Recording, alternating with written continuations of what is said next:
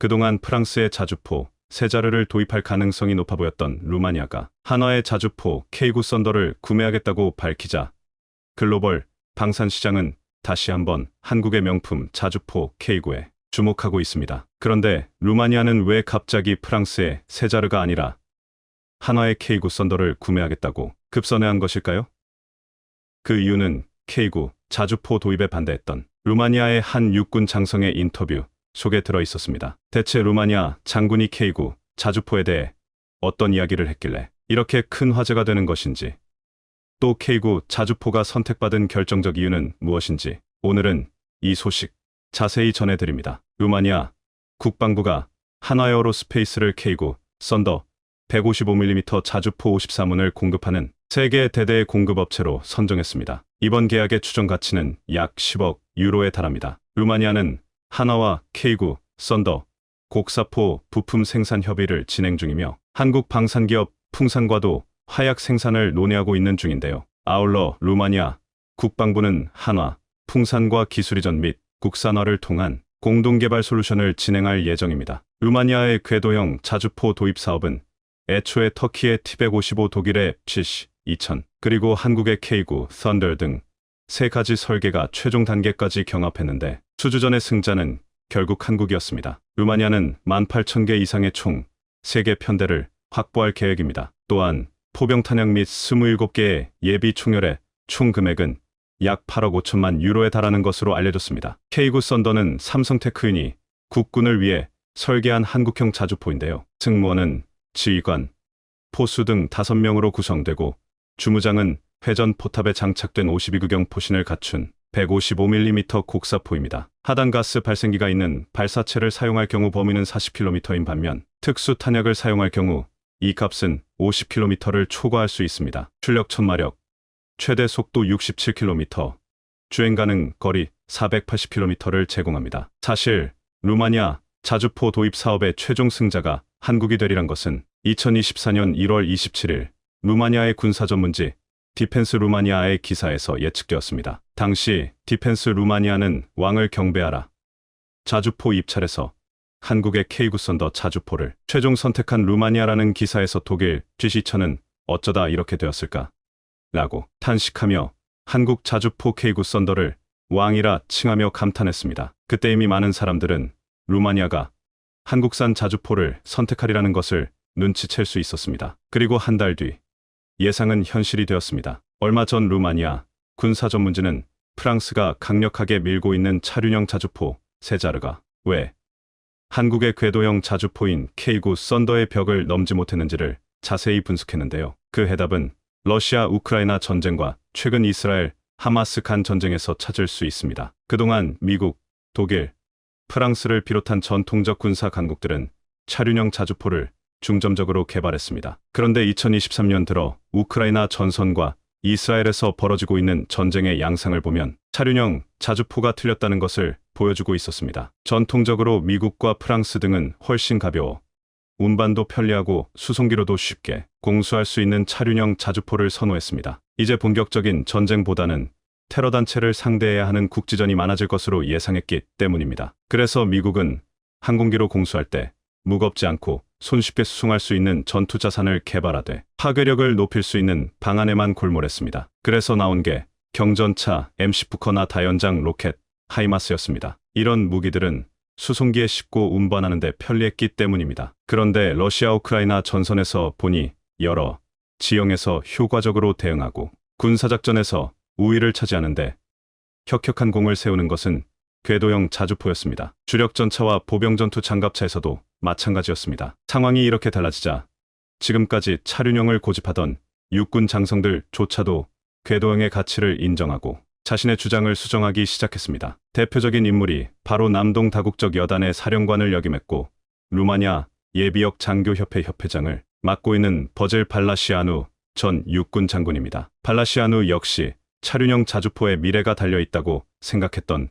군인이었습니다. 그래서 당연히 차륜형인 프랑스의 세자르를 도입해야 한다고 생각했습니다. 심지어 그는 박사학위 논문에서 바퀴 달린 장갑차와 자주포가 주요한 전투수단이 될 것이라고 밝혔지만 2023년 이후 우크라이나 전쟁에서 벌어진 전쟁의 양상을 보면서 자신이 잘못 판단했음을 깨달았다고 합니다. 자신의 예상과 달리 우크라이나 전선에서는 궤도 차량의 중요성이 날로 확대되고 있었기 때문입니다. 그러자 결국 산전수전 다 겪은 말라시아누 장군은 인터뷰에서 차륜형 장갑차를 주장했던 자신의 주장이 잘못된 것이었음을 인정하고 이렇게 수정했습니다. 우크라이나 전선에서 궤도형 장갑차의 위력을 보았다. 앞으로 기가 몇 안이라면 보병 전투 장갑차와 자주포 등 모든 차량은 궤도형이어야 한다. 루마니아 전직 장성의 이 같은 평가는 그 어떤 것보다 K9 자주포 갖고 있는 강력한 장점을 인정하는 것이었습니다. 그런데 이미 눈치 빠른 나라들은 궤도형 자주포의 지형적 이점을 알고 있었고 K9 자주포를 앞다퉈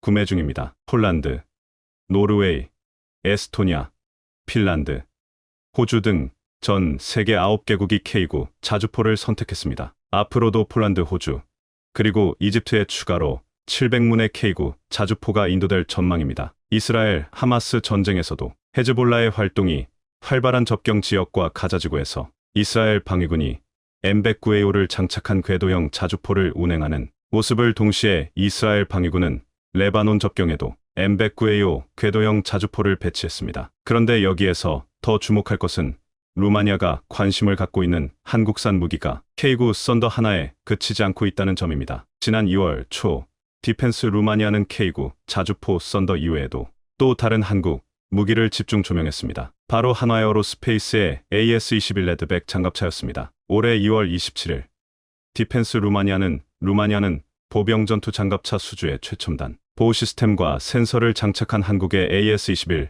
레드백 장갑차를 제안해 놓은 상태라고 보도해 또 하나의 수출을 기대해 봐도 좋을 듯합니다. 루마니아로의 수출 대수는 54대로 큰 규모는 아니지만 이것이 의미 있는 이유는 루마니아 중보병 장갑차 사업에 한화에어로스페이스의 레드백이 또 한 번 도전 중에 있기 때문입니다. 호주 장갑차 사업에서 독일의 링스 장갑차와 경쟁하다가 결국 한화의 승리로 돌아갔던 것처럼 이번 루마니아 장갑차 사업에서도 레드백이 승리하기를 기대해봅니다. 실제로 K9 성능에 대해서는 이미 실사격을 해본 북유럽에서 탄성이 나오고 있는 실정입니다. 2016년 노르웨이는 독일과 프랑스의 자주포를 후보에 올려놓고 저울질하던 중 스웨덴에서 진행된 K9 자주포 시험평가에 옵저버 자격으로 참관했는데 이때 K9 자주포의 성능을 보고 일말의 망설임도 없이 K9 비다르 즉 K9 자주포의 노르웨이 버전을 도입하게 됩니다. 한국은 노르웨이의 요구 조건에 맞춰 K9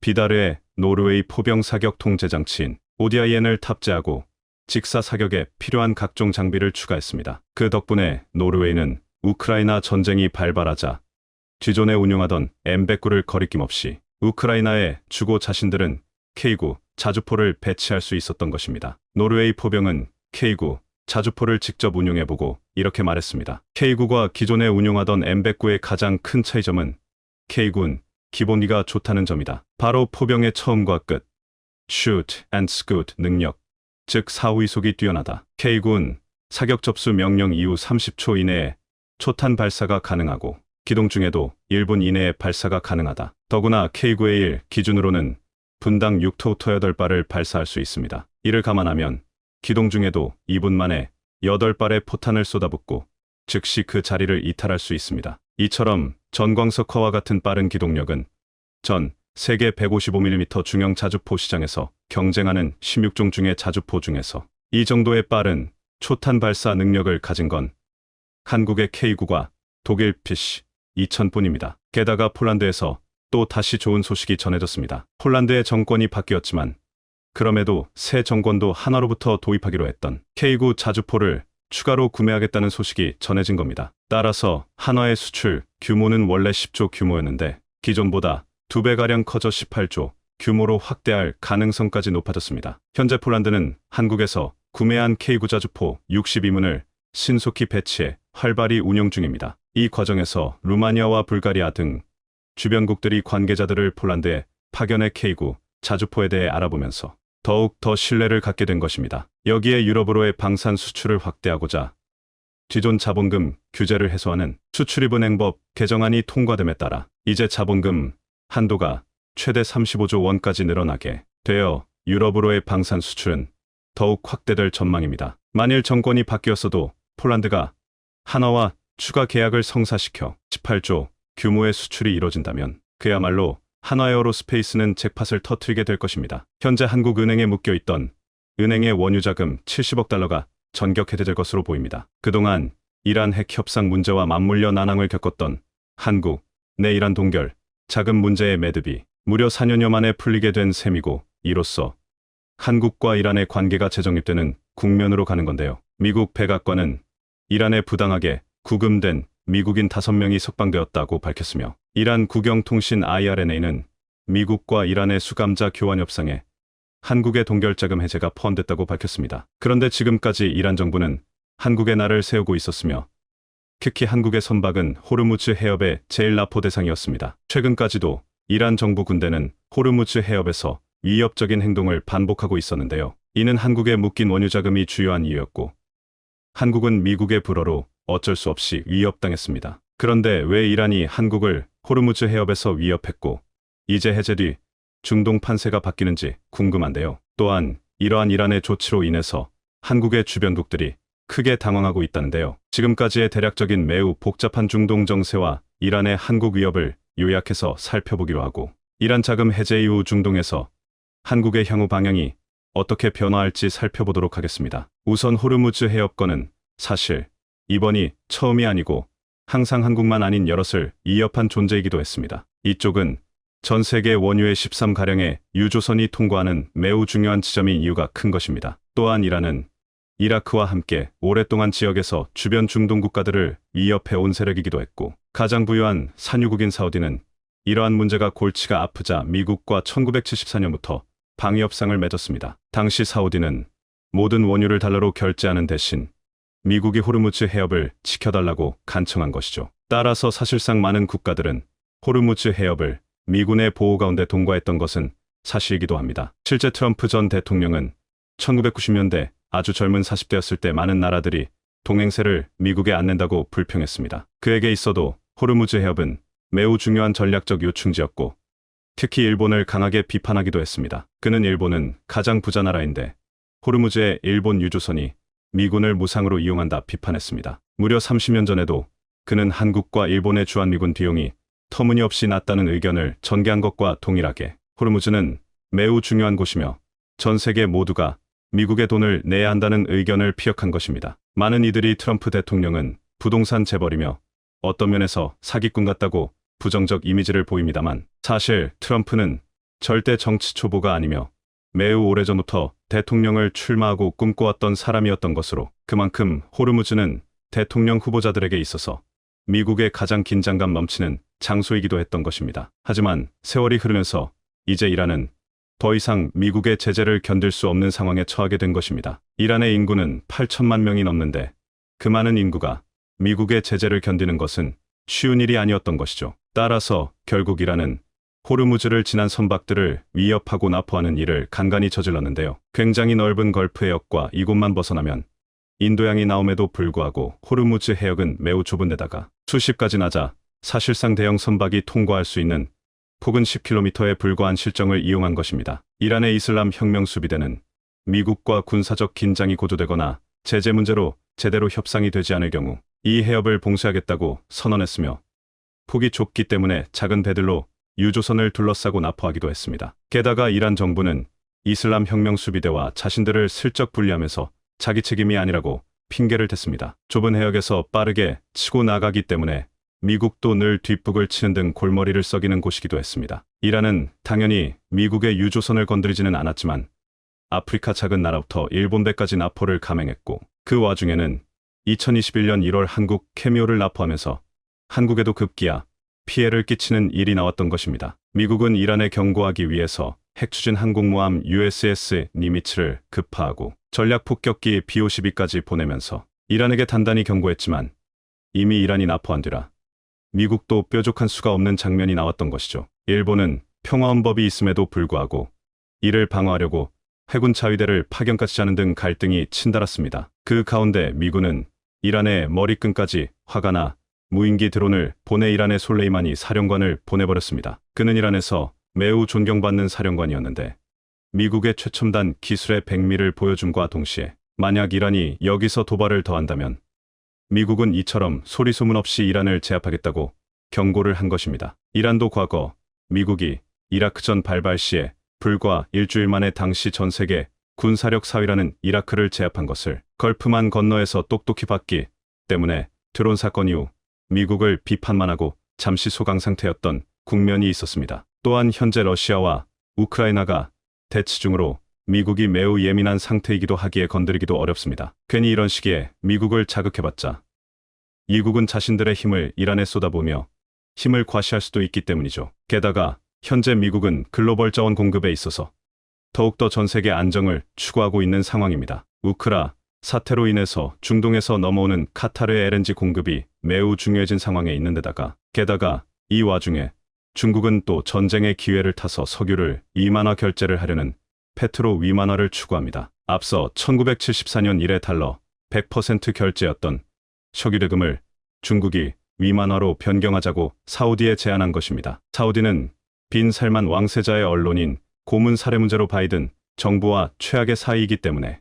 이런 중국 제안에 흔들립니다. 빈 살만 왕세자는 이런 미국과의 무력화음으로 푸틴과도 친하게 지냈습니다. 하지만 사우디는 미국의 상호방위 조약을 맺은 가장 중요한 중동 동맹으로 흔들려서는 안 됩니다. 또한 페트로 위안화 결제는 사실상 달러 패권을 위협하겠다는 중국의 검은 속내이기 때문에 이런저런 복잡한 상황이 걸쳐있는 중동 정세에서 이란이 나설 타이밍이 아니라는 의견인 것이죠. 물론 작년 11월에 이란은 호르무즈 해협 일대에서 대규모 군사훈련을 하며 무력 시위를 했습니다만 러시아 침공 이후에는 다소 잠잠하면서 적당히 미국의 눈치를 살펴보는 소강 상태가 지속되나 했는데요. 그런데 이란 언론에서 갑자기 한국의 호르무즈 해협 통과를 금지해야 한다는 보도가 전격 나간 것입니다. 이란 언론의 기고문은 미국의 대이란 제재로 한국의 이란의 원화 자금이 묶여있는 사실을 거론하면서 호르무즈 해협을 한국 선박에 폐쇄해야 한다고 주장하며 한국의 강한 압박을 다시 던진 것입니다. 하지만 당시 한국 캐미오가 납포되었을 때 의외로 많은 사람들이 이란에 돈을 돌려주자는 이야기가 있었습니다. 이란이 돈을 못 받은 것은 사실이고 한국도 불편하다고 했고 또한 이란은 한국과 오랜 우호 관계이기도 했습니다. 서울의 테헤란로가 이란과의 수교를 기념하는 것이고 양국의 무역도 순조롭게 이루어져 왔던 것입니다. 하지만 역시 미국의 제재로 인해서 자금이 묶이니 이를 한국에서도 안타까워했던 것입니다. 한국도 이란의 양해를 구했지만 이란은 코로나 여파 및 미국 제재로 경제가 더욱 어려워지기 시작하면서 고통받는 국민도 늘어나고 정치도 어려움이 생기니 이제 해외 묶여있는 자금이 더 절실해지는 것이죠. 또한 미국이 이란과의 핵 협상도 풀어갈 걸로 얘기했지만 갑작스러운 러시아 전쟁으로 이것이 요원해지면서 소위 만만한 국가들을 건드리면서 그중 떼인 돈이 가장 큰 편이면서 동시에 가장 그 돈을 받을 가능성이 높은 대한민국에 으름장을 놓으면서 당장 묶인 돈 70억 달러 8조 6천억 원가량을 달라고 다시 이야기가 나온 것입니다. 물론 한국도 지금까지 부단히 이란과 이에 대해서 자금을 공급할 방안에 대해 노력해 온 것은 물론이고 외국은행 한 곳과 합의 결론을 내렸다고 말하면서 한국과 자금 동결을 해제하는데 기대감이 모였습니다. AFP-통신은 미국의 대이란 제재 복원 전까지 이란이 한국의 주요 원유 공급원이었다며 이날 자금 동결 해제 합의의 당사국이 한국일 가능성을 거론하기도 했습니다. 따라서 결국 이렇게 자금이 풀렸고 이것이 주변국이 당황하며 꺼리는 이유가 있다고 하는데요. 우선 한국은 이란의 원유를 수입을 비롯해 경제 교류를 본격적으로 시작할 수 있게 되었는데 중국 입장에서는 이것을 가장 반가워하지 않으며 한국의 이란 교류를 꺼린다고 전해지고 있습니다. 2010년대에는 그야말로 한국은 이란에서 가장 인기 있는 가전제품 판매국가이기도 했으며 대장금을 비롯해서 각종 한류 드라마가 이란에서 매우 인기 있는 등 최고의 아시아 국가였습니다. 삼성, LG는 이란에서 제품을 조립 생산했는데 이것이 미국 제재로 인해서 핵심 부품 수출이 금지되었고 삼성은 생산을 중단해야 했으며 이란에서는 불매 움직임까지 벌어져 이중고를 겪었습니다. 한국 기업들은 일본과 유럽 기업을 모두 제끼며 1등을 하기까지 그만큼 어려운 노력이 있었는데요. 그러나 제재 이후 한국의 기업들이 하나둘 이란 시장을 떠날 수밖에 없는 상황이 도래했으며 그 빈자리를 중국이 차지하게 되었습니다. 마치 현재 러시아와 같은 상황이 펼쳐지고 있는 것입니다. 하지만 이번 이란과 미국의 협상 이후에 서서히 이란의 경제를 풀어주게 되면 얘기가 달라집니다. 비공식 핵 합의가 임박했다는 소식이 다방면에서 들려오며 이는 사우디와도 관련이 있습니다. 미국과 사우디 관계가 악화되면서 미국은 중동의 강자 이란과 관계를 풀 필요도 있는 상황이죠. 결국 한국은 기존 네트워크로 곧 이란을 파고들 것이라 중국은 이에 가장 우려를 하는 것으로 보입니다. 이란 사람들도 중국 제품보다 한국 제품을 원하는 것은 러시아와 마찬가지입니다. 또한 일본 역시 이란 제재에도 불구하고 원유를 값싸게 공급받고 있는데 한국도 대열에 합류하게 되는 것이죠. 물론 이러한 국제 정세가 정상화되는 것에는 시간이 걸릴 것으로 보이나 가장 큰 걸림돌이었던 70억 달러 자금 동결이 해제되면서 전통적으로 우호국이었던 이란과의 관계가 개선될 걸로 보이며 그 가운데 한국 이익을 가로챘던 중국 대신에 한국의 기업들이 복귀할 수순이 다가올 것으로 관측됩니다. 중동에서 한국에도 가장 큰 영향력이 큰 국가와 교류가 회복되면 그만큼 긍정적 기회가 생긴다는 해석입니다. 최근 미래 반도체 산업을 둘러싼 미국과 중국의 패권다툼이 더욱 격화되는 가운데 전당대회를 성공적으로 마친 중국의 시진핑이 새롭게 발표한 국가전략계획에서 대만 통일을 반드시 실현하고 필요한 경우 무력 사용도 강행한다는 방침을 세워 이를 둘러싼 국제사회의 우려가 나오고 있습니다.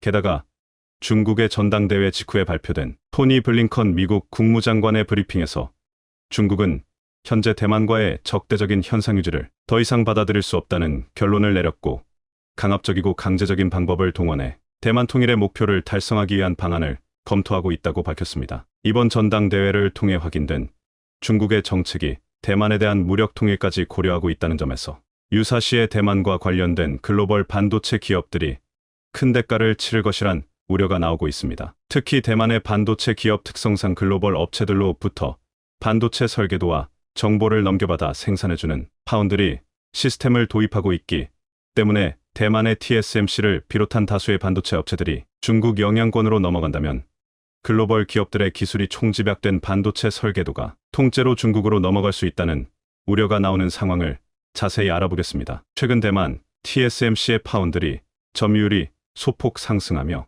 2위 삼성전자와의 격차를 더욱 벌리고 있는데요. 삼성전자는 지난 6월 세계 최초로 GAA 기술이 적용된 3나노 공정의 양산을 시작하는 등 기술력만으로 TSMC를 압도하고 있습니다. TSMC는 지난 9월 안으로 3나노 반도체를 양산하겠다는 입장이었지만 반도체 장비 배송 문제와 다른 반도체 생산으로 수요가 몰리게 되어 내년 초까지 3나노 양산을 미룬 상황입니다. 작년에 열린 컨퍼런스에서도 TSMC의 기술진은 3나노 양산에 어려움이 있다고 실토하면서 기존의 2년 주기로 신공정을 양산하던 것과 다르게 더욱더 많은 시간이 소요되고 있다는 입장입니다. 그만큼 3나노 양산엔 생각보다 많은 기술적 어려움이 있는 것으로 보이는데요. 그럼에도 삼성은 지난 6월 3나노 양산에 성공해 이미 고객사들에게 제품을 납품하고 있습니다. TSMC는 사업 초기인 80년대부터 위탁 생산, 파운드리만을 전문으로 다퉜지만 삼성전자는 2010년대 들어서며 파운드리의 시장이 커지자 본격적으로 시장에 진입한 후발주자였습니다. 공식적으로는 2017년 5월경 삼성전자 파운드리 사업부를 신설하며 5년차의 신생업체나 다름없는 상황이지만 그럼에도 파운드리의 원조 TSMC보다 앞서 나간 기술력으로 반도체를 생산하고 있습니다. 하지만 최근의 사업 근황을 보면 삼성전자 파운드리는 업계 2위지만 16%대 점유율을 기록하며 50%대의 TSMC와는 큰 차이를 보이고 있습니다. 그 이유 중 하나로 지목되는 것은 삼성은 종합반도체 회사로 아무리 좋은 기술력이 있어도 삼성 파운드리에게 반도체 주문을 맡기는 고객사들의 반도체 설계도와 성능 향상의 핵심 기술이 삼성 쪽으로 넘어갈 수 있다는 점입니다. 대표적으로 애플의 경우 아이폰에 탑재되는 스마트폰용 CPU 생산을 대만의 TSMC에게 전략 맡기고 있습니다. 스마트폰 시장에서 삼성과 경쟁하고 있기에 CPU 설계도를 삼성 파운드리에게 건네주면서까지 생산을 맡긴다는 건 애플 입장에서 내키지 않을 수 있는데요. 하지만 TSMC의 경우는 삼성처럼 중합반도체 회사가 아니리 오로지 파운드리, 위탁 생산만 하기 때문에 설계도의 성능 향상을 위한 핵심 기술을 건네주더라도 자신들과 경쟁하지 않는다는 이점이 있습니다. 업계 전문가들 역시 삼성은 종합반도체 회사이기에 TSMC를 압도하는 기술력이 있어도 파운드리 업계에서 환영받지 못한다고 지적하고 있습니다. 하지만 최근 글로벌 기업들이 자신들의 기술적 보완을 이유로 TSMC를 시장 점유율 1위로 만들어준 대가를 톡톡히 치를지도 모른다는 우려가 나오고 있습니다. 앞서 말한 것처럼 중국의 전당대회에서 더 이상 대만과 통일을 미룰 수 없다는 주장이 나왔기 때문인데요. 특히 세계 1위 부자로 등극한 테슬라의 일론 머스크마저 중국과 대만을 일국양제 방식으로 통일하자는 제안을 하는 등 미국에서도 대만 관련한 리스크를 최대한 줄이려는 움직임을 보이고 있습니다. 일국양제는 중국이 홍콩을 흡수하던 방식으로 대만을 중국의 특별행정구역으로 만들자는 주장입니다. 머스크가 뜬금없이 이런 주장을 하는 이유가 있는데요. 머스크가 운영하는 세계 최대 전기차 회사인 테슬라는 자율주행 시스템을 비롯한 각종 첨단 기능으로 대민 TSMC의 반도체를 대량으로 구매하고 있습니다. 그런데 지금처럼 중국과 대만의 갈등이 증폭되어 러시아, 우크라이나처럼 무력 충돌이 생긴다면 향후 몇 년간 테슬라 차량에 공급될 반도체 칩이 부족해 정상적인 경영활동이 불가능해진다는 것입니다. 안 그래도 지금 차량용 반도체 수급이 무란해 신차 출고 기간이 기본 1년에서 평균 2년까지 늘어난 상황에 중국과 대만의 충돌은 글로벌 기업들에게 최악의 상황이 될 수밖에 없습니다. 테슬라뿐만 아니라 아이폰을 생산하는 애플부터 컴퓨터 CPU와 그래픽카드를 생산하는 AMD와 엔비디아 등 수많은 글로벌 기업들이 대만과 관련되어 있는데요. 그런데 대만 TSMC에게 반도체 주문을 몰아주며 성장을 이끌어온 글로벌 기업들이 결국 중국 반도체 산업의 구원자가 될 수도 있다는 우려가 나오고 있습니다. 중국은 시진핑 집권 이후 10년 가까이 300조 원이 넘는 반도체 투자를 집행했지만 서방 세계의 전방위적인 제재에 아무런 성과도 내지 못하고 중국 정부의 지원으로 연명하던 반도체 기업들마저 연쇄적으로 파산하게 되는 결말을 맞이했습니다. 특히 러시아에게 유일한 반도체 공급국이 된 중국은 러시아에게 납품하는 반도체의 불량률이 최대 50%에 달한다고 영국의 매체가 보도했습니다. 과거 중국산 반도체의 불량률은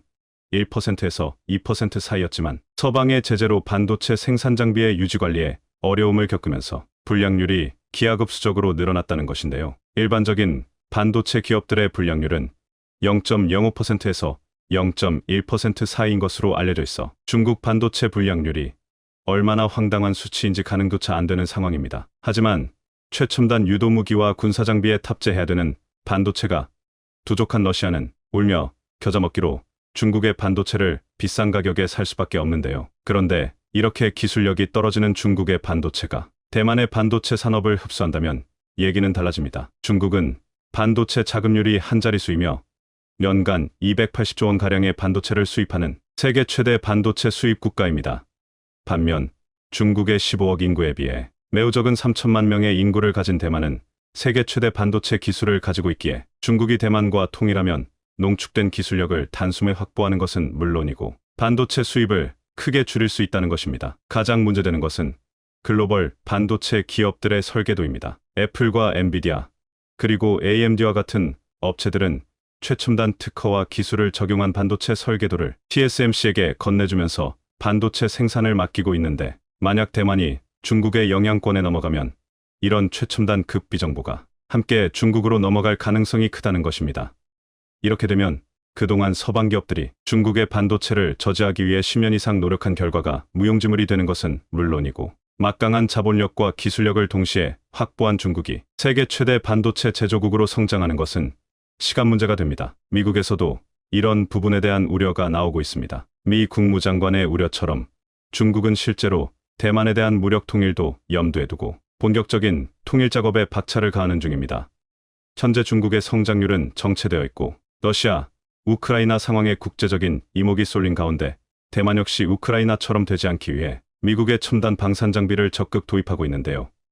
하지만 최근 늘어난 미국의 방산 장비 수요에 대만이 도입하려던 방어무기가 무기한 연기되는 등 우려가 나오고 있습니다. 중국 입장에서도 대만이 몇 년 뒤에 더욱 강한 방위력을 갖추기 전에 현재의 압도적인 군사력으로 밀어붙여 원하는 결과를 내는 것이 우선순위입니다. 게다가 중국 지도부에선 반도체 없이는 양질의 성장이 불가능하다고 판단해 첨단 산업의 뿌리가 되는 반도체 산업을 국가 기반 산업으로 깔고 가야 한다는 입장이지만 현재 국제사회의 제재 속에 제대로 된 반도체 장비조차 반입하지 못하는 중국이 제대로 된 반도체 산업을 육성하기란 사실상 불가능에 가깝다는 뜻이며 결과적으로 반도체 자립을 못하게 된 중국은 성장률의 한계가와 더 이상 경제 성장을 이루기 어려워진다는 뜻입니다. 실제로 2022년 올해 중국의 성장률은 전망치를 크게 밑도는 숫자이며 이번 20차 당대회를 앞두고 3분기 경제 성장률 실적 발표를 돌연 연기했습니다. 만약 3분기 성장률이 좋았다면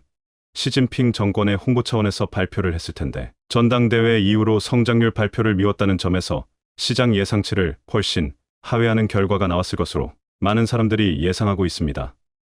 중국의 성장률이 정체되고 출산율도 급격히 낮아지자 중국의 고위 당국자들은 더 이상 중국이 미국을 압도할 정도로 성장하기란 무리라 판단하며 현재의 중국이 가장 강력하고 앞으로는 쇠퇴할 수밖에 없다는 판단에서 최대한 빠른 시일 내로 대만을 확보해야 안정적으로 흡수 통일이 가능하다는 입장입니다.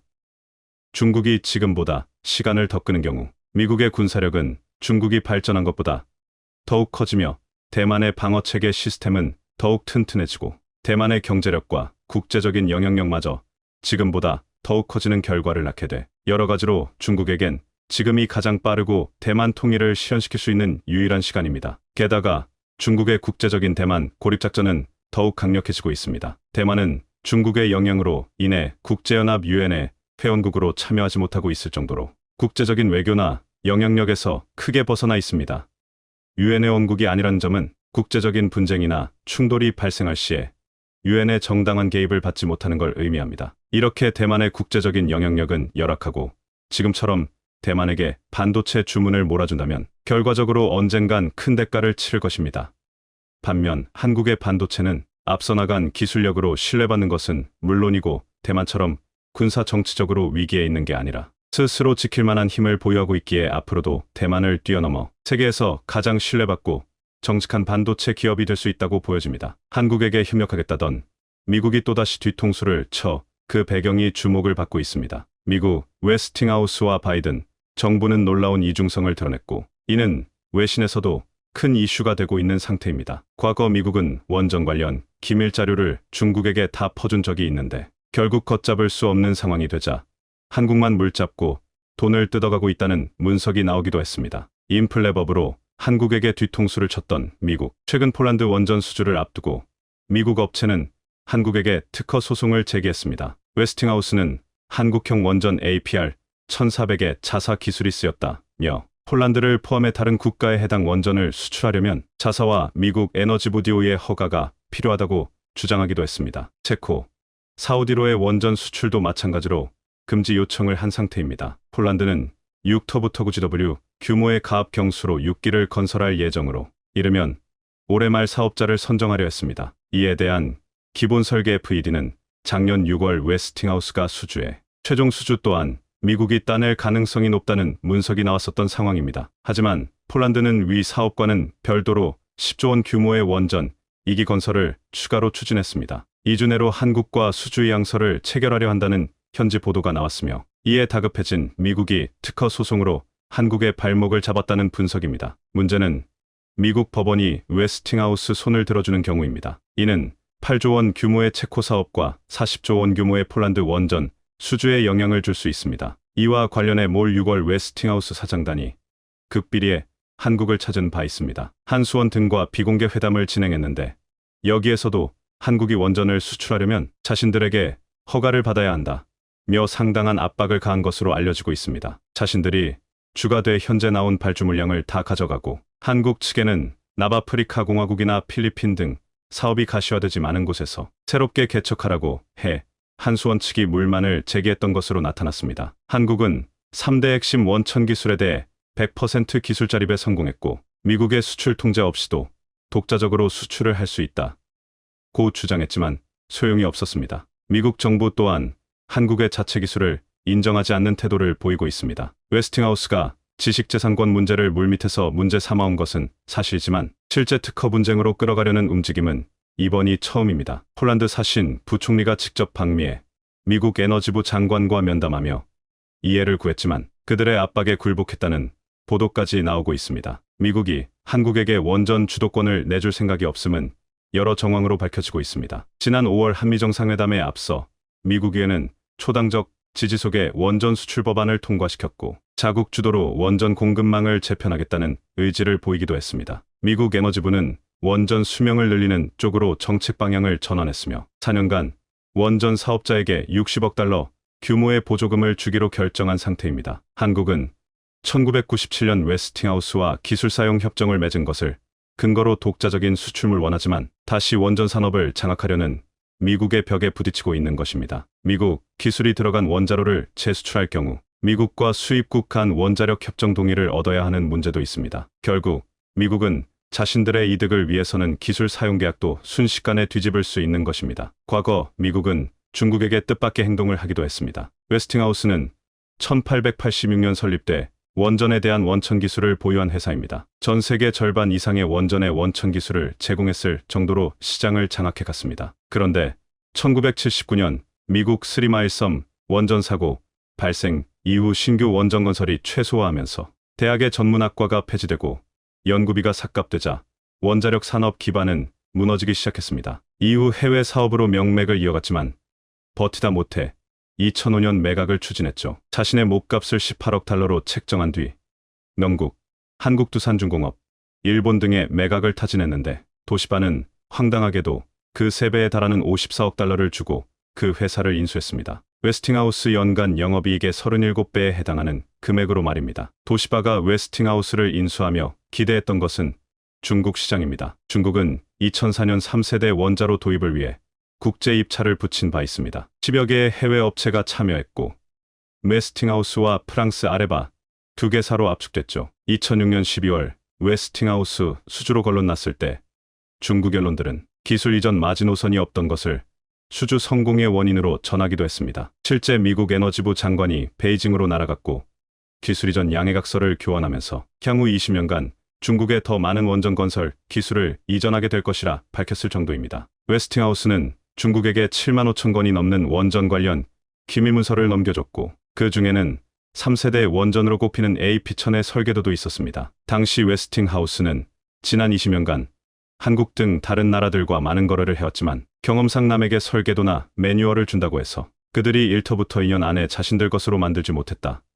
며 이런 행동을 정당화했습니다. 중국 내 원전은 2009년 건설을 시작해 2014년 가동을 목표로 삼았지만 각종 문제로 2019년 초가 되어서야 사기 모두에 대한 상업운전을 할 수 있었습니다. 웨스팅하우스가 최첨단이라 자랑했던 원전 모델 AP1000에서 결함이 발견됐으며 냉각장치 부속 문제 또한 해결에 2년이나 걸리기도 했습니다. 결국 4년 이상의 공기 지연으로 인해 추가 공사비가 급격하게 발생했죠. 그 사이 중국은 미국 기술을 기반으로 3세대 원전을 완성해냈고 파키스탄 등에 수출하는 단계에까지 이르렀습니다. 웨스팅하우스는 급성장하는 중국 원전 시장에서 입지를 굳힐 것으로 기대했지만 중국이 자체적으로 원전 기술을 늘려 로열티 없이 건설을 하고 있는 것입니다. 중국은 프랑스로부터도 원전 기술을 흡수하며 미국의 기대를 산산조각냈습니다. 결국 미국은 중국의 자체 원전 건설을 막아서지 못하고 있습니다. 지난 10년간 중국의 원자력 발전량은 3배 이상 증가했습니다. 전체 발전량에서 원전이 차지하는 비중은 5%로 확대된 상황입니다. 게다가 중국은 1대1로 전략으로 대규모 금융지원 등을 통해 3세계 국가들을 대상으로 원전 수출을 강력히 추진하고 있습니다. 결국 미국 스스로가 기술을 모조리 제공해주며 이런 사태를 키웠던 것입니다. 이 과정 속에 웨스팅하우스는 2017년 파산을 신청했고 이로 인한 도시바까지 몰락으로 이끌어 약 7조 원의 손실을 입히기도 했습니다. 그리고 2011년 후쿠시마 사고 또한 상황을 더욱 악화시켰죠. 멜트다운이 발생한 원자로 3기 중 2기는 도시바가 만든 것이었기 때문입니다. 사고 후 일본은 가동 중인 50개 원자로를 폐쇄했고 다른 국가들도 원전 계획을 전면 재검토했습니다. 그 후 도시바는 실적 압박에 시달리며 2015년 회계 부정 스캔들로 몰락했죠. 웨스팅하우스는 2018년 초 캐나다 사모펀드 브룩필드에 다시 팔렸지만 신규 원전 건설 능력은 거의 다 상실돼 한국과의 협력은 필수적인 상황이 됐습니다. 10년 전 웨스팅하우스가 조지아, 복을 원전을 수주했을 때도 두산중공업이 원전 3, 4, 5기에 원자로 용기와 증기 발생기를 공급하기도 했습니다. 그들이 중국에서 수주했던 원전에도 두산중공업의 원자로가 들어갔죠. 그런데 한국형 원전이 도마에 오른 이유는 기술 자립 여부가 기술료 지급과 연결되기 때문입니다. UAE 원전 건설 때도 막대한 기술료가 지물된 것으로 알려져 있습니다. 여기에는 한국형 원전 APR1400이 적용되는데 3대 핵심 기술에 대해 웨스팅하우스는 8억 달러 가량의 로열티를 받아갔습니다. 그리고 종합 설계와 기술 자문을 맡은 미국 백델사는 약 3조 원 정도를 뜯어갔죠. 원전 증기 터빈은 웨스팅하우스의 모회사였던 일본 도시바에게 하청을 주기로 합의를 하기도 했습니다. 이번 폴란드 원전에서도 미국 측은 도시바와 원전 협력양의 각서를 맺었고 한국에게는 자체 수출을 하지 말라며 갑질을 하고 있습니다. 하지만 3세대 원전을 아무 문제 없이 성공적으로 준공한 나라는 한국이 유일합니다. 3세대 원전은 1990년대 이후 개발된 개량형 원자로를 말합니다. 한국의 APR-1400과 미국 웨스팅하우스 AP-1000, 프랑스 아레바의 EPR 등이 있습니다. 한국형 원전의 건설 단가는 미국이나 프랑스 업체보다 40% 이상 저렴하고 표준 공기 또한 56개월로 해외 경쟁 모델 대비 14개월 이상 짧다는 장점이 있습니다. 게다가 정상적으로 공기를 지키는 곳도 한국뿐입니다. UAE에서 진행된 원전도 페널티 없이 준공을 마친 바 있습니다. 언어가 다른 200여 개 외국 하청업체를 체계적으로 운용했고 2018년 1호기 완공 후 4년 동안 1억 시간 무사고 대기록을 달성하기도 했습니다. 이런 배경에 한국이 만든 3세대 원전을 찾는 나라가 상당한 상황입니다. 한국형 원전은 고리 1호기의 설비 용량에 비해 2배가 넘는 1400MW로 커졌고 설계 수명은 기존 40년에서 60년으로 길어졌으며 모든 제어 장치가 디지털화돼 쉽게 감시할 수 있습니다. 총 4중의 안전관리 장치를 갖춰 위험에도 무수하다는 평을 듣고 있습니다. 규모 7.0의 지진에도 견딜 수 있게 내진 설계가 돼 있기도 하죠. 반면 프랑스는 3세대 원전 EPR을 핀란드에 적용하려 했으나 각종 문제에 노출돼 10년 가까이 준공이 지연되고 있는 상태입니다. 이 때문에 공사비가 2배 이상 늘어 국제소송을 당하기도 했습니다. 3세대 원전을 완벽하게 만들 수 있는 나라는 한국뿐이라는 것입니다. 미국은 이미 APR-1400에 대해 2019년 설계 인증을 해준 바 있습니다. 15년간 미국 내에서 건설 및 운영을 할 수 있는 인증을 해준 것입니다. 외국 기업으로서는 최초였고 프랑스 아레바와 일본 미쓰비시는 통과되지 못했던 사항이죠. 그만큼 미국 스스로도 한국 기술을 인정하고 있는 것입니다. 유럽 또한 2017년 한국의 인증을 내준 바 있습니다. 하지만 미국은 반도체, 배터리, 원전 등 한국의 주력 산업을 모두 자신들이 주도하려 하고 있습니다. 한국 업체에게는 하청 정도의 수준을 원하면서 말입니다. 이에 빼앗기지 않으려면 미국을 능가하는 압도적인 기술을 확보해야 할 것입니다.